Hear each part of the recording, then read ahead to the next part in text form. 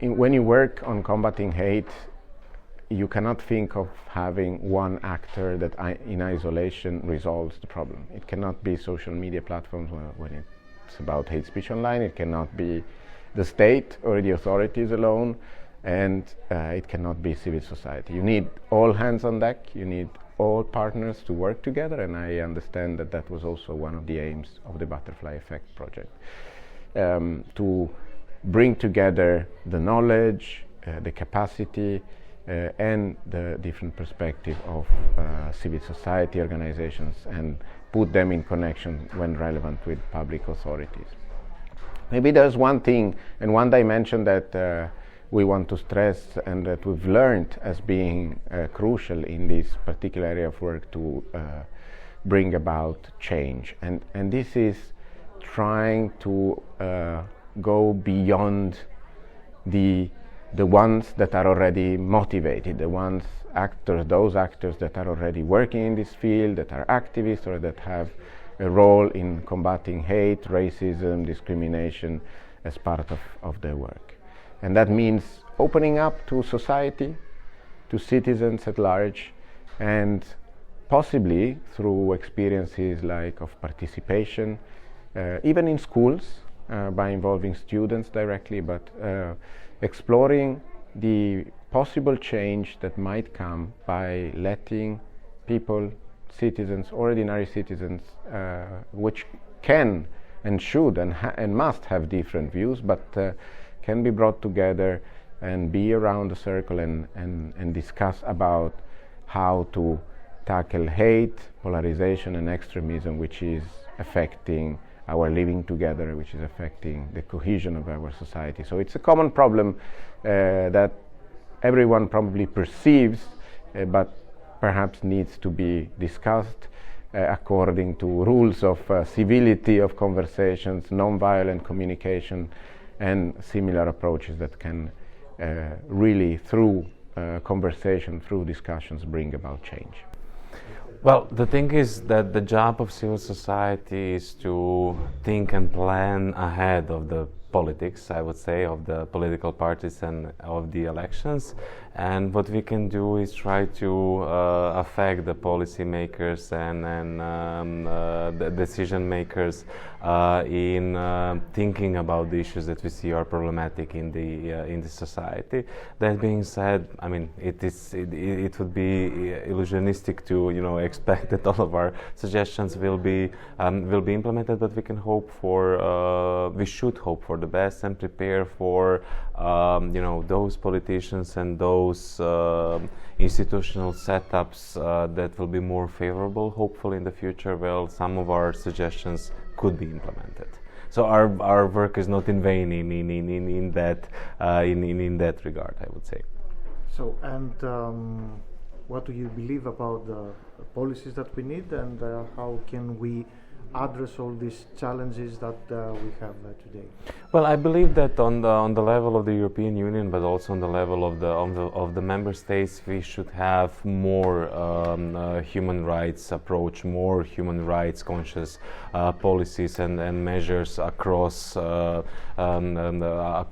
the issues that we see in our societies, especially when it comes to the things related to the intolerance, hate crime, hate speech, anti-discrimination, and all of those measures should be comprehensive. It is not enough just to target. We often see our societies and our states coming out with firefighter measures. They see a fire somewhere and they try to extinguishing. While it would be probably better to think in terms of investing in the social infrastructure to address all of these issues from the standpoint of view of the social inclusion, of the investment in a better, more solidary society, to think about how to make our schools more appropriate for a changing world where we are living, to provide the means for the kids, to be able to get comfortable with diversity opposed to what we have with today's generation. And more importantly, kind of to stop with this politics of division that has been a dominant force in the last few cycles within the EU elections. But I mean, we are witnessing what is happening in the United States now, where this is the main bell. There's so many challenges in confronting hate speech, of course, because it feels like it's all just going so fast, and so going forward, the way technology is developing so quickly, it's going to be really a challenge for us to keep up with that. The other thing is that with the polarization forces currently at play, globally as well as regionally, nationally, locally, all the codes around hate speech for all different groups are somehow shifting, and it feels like there's various attempts to move those boundaries of the limits between hate speech and free speech, and there's some sort of recalibrating or attempts to recalibrate our understanding of that, which I think will be very challenging for all of us going forward to be discerning and complete in terms of context, intent, impact, etc. And then the third thing that we're extremely aware of inside our organization, where we are monitoring hate speech online, but also confronting hate rhetoric offline, is the psychological pressures that it takes to be exposed over and over and over again to some of the most extreme forms of vitriolic, toxic language, and how important it is for us to work across communities in this effort, because, for example, a Jewish person monitoring anti-Semitism, it's so heavy for them that actually it can be more effective and more a solidarity that actually then they're monitoring other forms of hatred. And we're really looking, for allies who can understand the nature of each hostility so that we can support each other by monitoring others' forms of hatred as a way also to provide some psychological protection for each other and support. So that's sort of what I'm going to be offering in my speech today, and I hope that as the butterflies we are, that we choose the right winds of change going forward. I think we need both actions taken from the platforms, the digital platforms, in order to ensure a more safe, I would say, environment. We need action from states. I think some regulation is needed. Of course, the challenge is always to regulate while preserving freedom of expression. So that's something very important for journalists. And then I also believe that journalists themselves can help, by the way they work. And I can tell you that today journalists are working in a more transparent way. There is, it's important for them to be accountable of the way they work. I think that values as inclusiveness, transparency, diversity are more important than ever. And I think that media should also take into consideration these values. That means that we need more diverse newsrooms. It's also a response to the fight to hate speech and discriminatory narratives. I really believe that diversity in the media and inclusiveness in the media is a kind of antidote to hate speech. I think we all have to do our part of the job, so put all these pieces together in a kind of bigger mosaic. So today I think that you managed, for example, to bring really very interesting, very important perspectives of people working outside and inside the project. And I believe that we have to simply push on and try to stand our ground and continue with this kind of work in the future as well. None of the projects not one single project can solve everything, but we can always work together, and we can work together continuously in order to represent the interests of our citizens. And what I focus on racism is I do workshops in schools and I talk about language discrimination with students with like 11 years and up to university. And the main thing I experience is that there are different narratives that students encounter based on their language or languages, I might say. They experience like direct racism, like stop speaking Bosnian, stop speaking Turkish, or another language, stop speaking Arabic, because this is an Austrian school. So they like experience like this direct hate speech. And then there are a lot of narratives that are being used to kind of persuade children and students to not speak their language in school. So what teachers might say is something like, you know what, I like your language, I like all languages, but in order for us to be a community in school, we should agree on one language, and that is German. So I don't hate your language, I just want you to speak it in school, because there could be a misunderstanding. Someone might think you're speaking about them.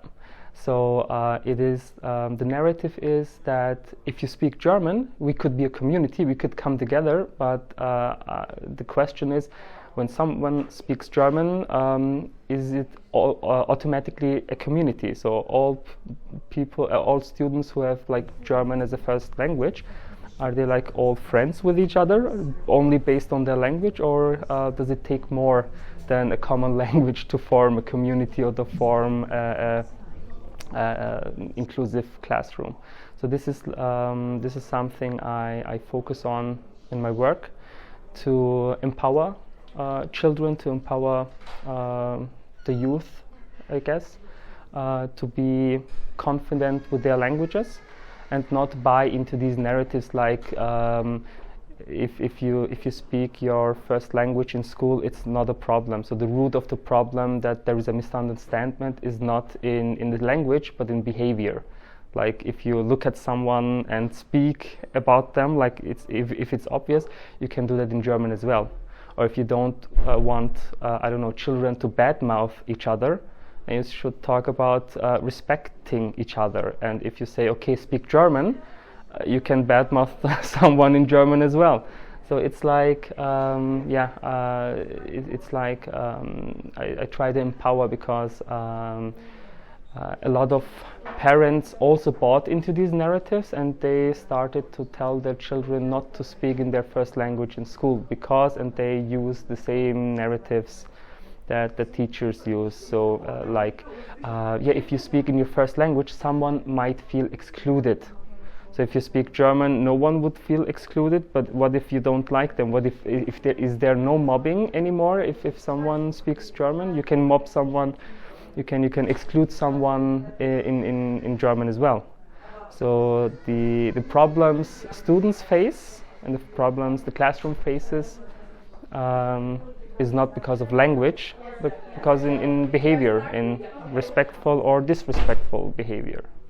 The outcome is that there's still a long way to go, because there's still a long way to go. But we have also to value what has been done. What has been done with this project is very nice. For example, I'm speaking about Italy. What happened is that we identified that there is still a lot to do in schools, because students don't have spaces where they can share what happens to them, where they can share incidents related to hate speech, to discrimination and racism. For example, in Genova, where I live and where I worked with the kids thanked us that in their curriculum, in their school activity, there was some space where they can share these moments, and it it was in the place where these things happen often, so which is the school. So there's still a lot to do with the young people. There's a lot also to do about cyberbullying, about hate speech on social media. The kids showed us that there's needs to have the tools on how to use the social media in an appropriate way. Also the teachers were. We were surprised to see that they also need also to have those tools to know how to manage a class with many diversities, because now in Italy in class you have a new generation of multicultural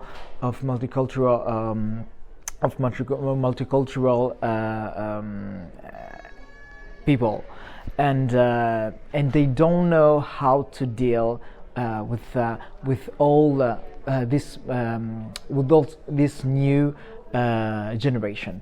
So us Konji, we have also learned a lot. And sharing with other countries, sharing with Austria, Croatia, and Greece. We have learned a lot. We have acquired the tools that we need also to bring to the associations that form our network, so that we can work on a whole territory, on a whole Italian territory.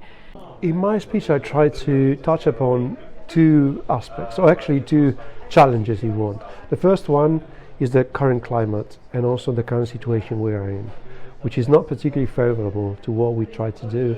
Actually, it can be also quite hostile in terms of hate speech, hate crime, discrimination, targeting different groups and individuals across Europe. I'm not talking about a specific country. First of all, because the international situation is what it is, and so we have more polarization, fewer chances to get at serious debates and discussions on some topics. It's very difficult actually to take hate speech for what it is, and not as a political kind of ideological stance, from the ideological perspective. So, as we heard also, racism, discrimination, and I would say hate speech and hate crime, they are just, problems, issues that we have to face and we have to tackle.